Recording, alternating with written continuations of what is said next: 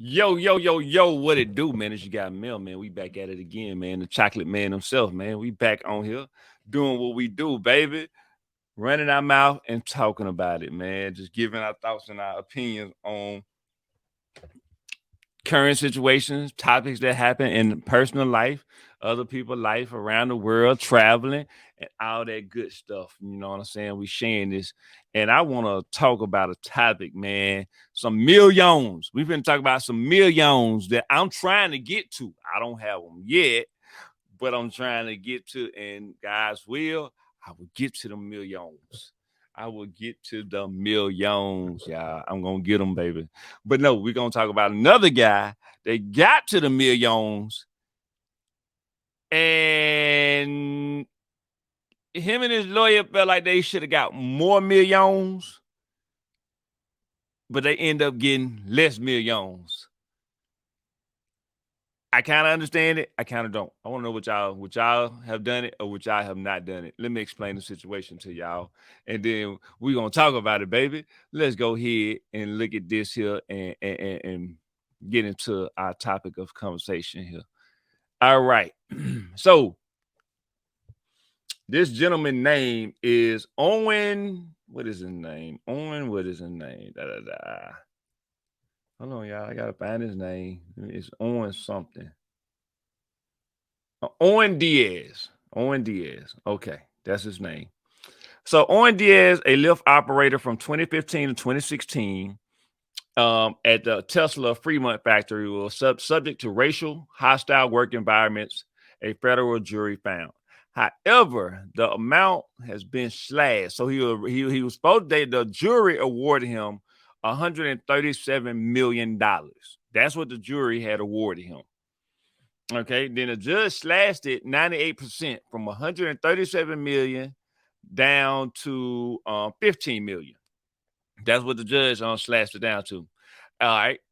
Now the judge has Owen turned that down.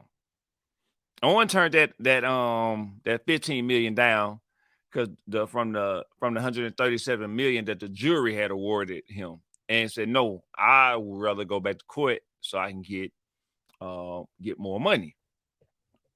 So he turned it down. He went back to court. Now, let's read through this. When he went back to court, a judge ruled last year that the initial amount was excessive. And on Monday, Mr. Diaz was awarded $3 million in punitive damages and $175,000 in damages for emotional distress. Okay. If we had been allowed to introduce new evidence, the verdict would have been zero. IMO. I don't know. IMO. What is what? I don't know what IMO abbreviations is. Tesla chief executive Elon Musk said on Twitter, jury did the best they could with the information they had. I respect the decision, he added. Mr. Musk did not provide details of what new evidence Tesla would have presented. Tesla's lawyer Alex Spirio declined to comment. The company did not immediately respond to a BBC request for comment. In the original lawsuit, Mr. Diaz alleged that African American workers encountered a scene straight from the Jim Crow era at the Fern's plant in Fremont, California. He claimed that black workers regularly face racist slurs on the factory floor and racist graffiti in bathrooms. The lawsuit also said that employees would refer to areas where black or African American staff work with racist historical names such as plantation. It alleged that one worker heard racial slurs as often as 50 to 100 times a day. In 2021, a federal court in San Francisco found that Tesla did not take reasonable steps to tackle the abuse, despite complaints. Hold on, y'all. Despite complaints to supervisors. The jury awarded Mr. Diaz $137 million in damages. At the time, Tesla disputed the verdict, but said it recognized it was not perfect. In April of 2022, a U.S. federal judge cut Mr. Diaz's award to $15 million and said the compensation decided by jurors was extremely high. All right. So now, Bernard Alexandra, a lawyer for Mr. Diaz, said last week that Mr. Diaz's outlook on the world has been permanently changed. I bet it has. This is what happened when you take away a person's safety. Mr. Alexander had called on the jurors to award his client nearly 160 millions in damages. However, Tesla lawyers Mr. Spirio argued that Mr. Diaz's lawyer had failed to show that any serious, long-lasting damage had been caused by Tesla. They're just throwing numbers up to the screen like this is some kind of game show, Mr. Spirio said. All right, y'all. So that's what happened. That's the case in a nutshell. Now, my question to y'all is this. If you was awarded 137 million by a jury, then the judge comes back and deduct your 137 million down to 15 million. Would you just say, I'm gonna take this 15 million and walk away? Go done, give me the 15 M's. I got 15 million. And you know, you probably about paying your lawyer fees and everything. You probably walk away with, let's say the lawyer get 30%. So I'm gonna just say 30%, 4.5 million. So you'll walk away with around about 10.5 million after paying the lawyer fees and everything. So 10.5 million is what you end up walking away with. That's what you can walk away after things paid if you're getting 30%. But your lawyer say, man, no, we don't have to accept the judge's offer. We can take this back to trial and get it because you was originally awarded 137 million. The judge is the one that reduced it. Take it back to trial. See, and we'll go for more. We're going to go for 160 million. Would you go back for the 160, or would you say, nah, we're just gonna take the 15, let me give you your 4.5, I get my 10.5, we call it a day? Would you do that? Now, me, I understand where the guy going. He was awarded 137 million. So it wasn't like he was not awarded the money. And it's not like he wouldn't have just took the 137 million. So I'm not gonna say that was the problem. Like he was necessarily being greedy. It was the judge that came back and changed the 137 million down to the 15 million because the judge said he felt that was excessive. All right. When you think about this, I'm kind of torn on this one. I get why he did it because he felt like I was already awarded 137 million from the jury. I feel I should get that. Why would the judge change my amount? I'm willing to listen to the attorney. Let's go back and fight for more. I get that. I can understand kind of what he was thinking. And the lawyer probably think we already won the verdict of 137. We can go for 160. All right, cool. And I'm sure that they probably thinking since they already won the 130, their chances of winning is even higher. So I'm kind of just trying to think how they probably was thinking, the lawyer, and he was selling it to his client, and the client started thinking this is possibly how they was thinking.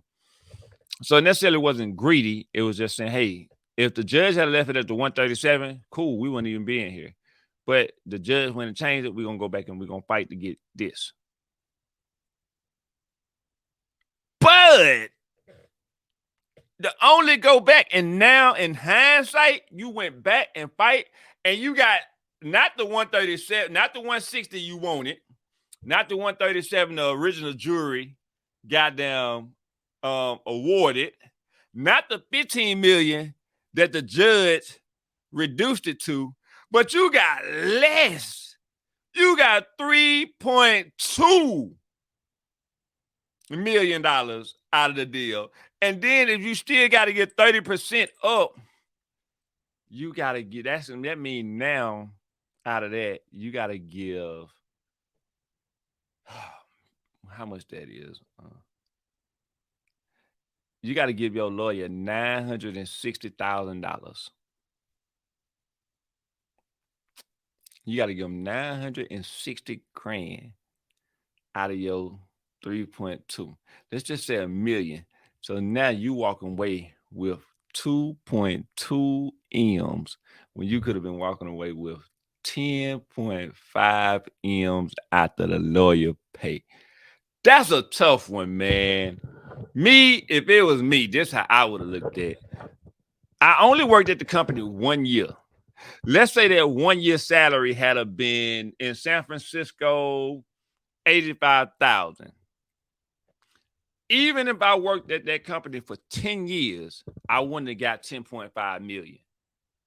I would have only been at $850,000. Even if I worked at that company for 20 years, I wouldn't have been at 10.5 million. I would have only been at 1.7 million in 20 years. So to do the math, to get a one-time lump sum of 15 million, pay my lawyer 4.5 and walk away with a big lump sum of 10.5, and then after paying taxes on that money, depending on how you do it, if you do it and funnel the money through into a business and invest that money, you can probably avoid a lot of taxes as well.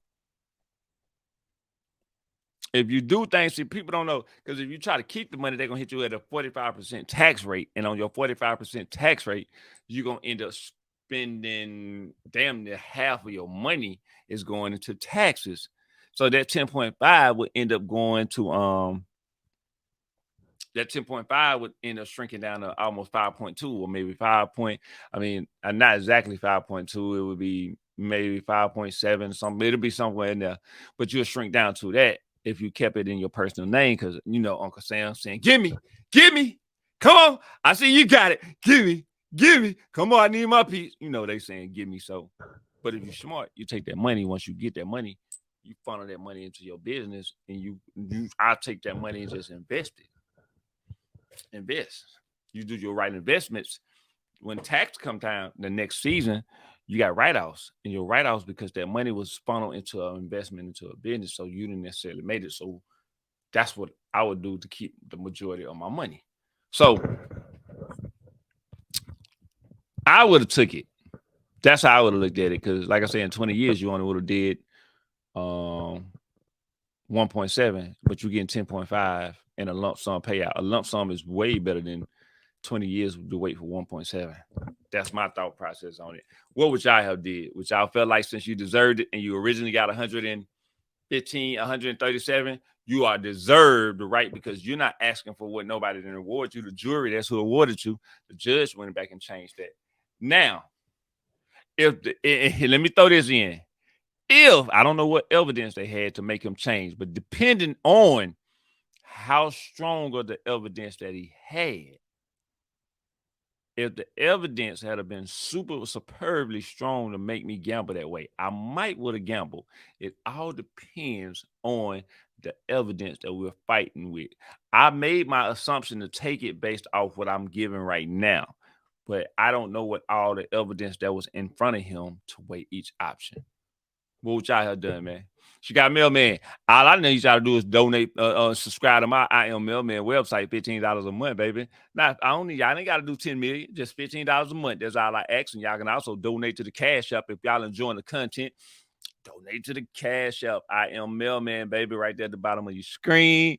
Hey, you ain't got to send 10.5. Now, I'm not saying you ain't got to send 10.5.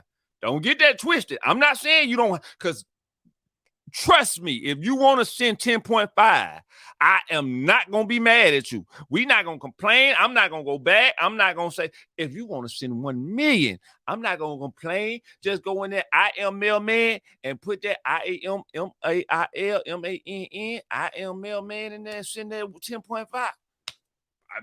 Bruh, we are Gucci. Hey, man, I love rocking with y'all, man. Rock what you got, Mail Man, man. We about to chill, man. Love y'all, man. Keep doing what y'all do. We gonna keep it until the next time. We gonna keep these videos rolling, baby. Do what you do.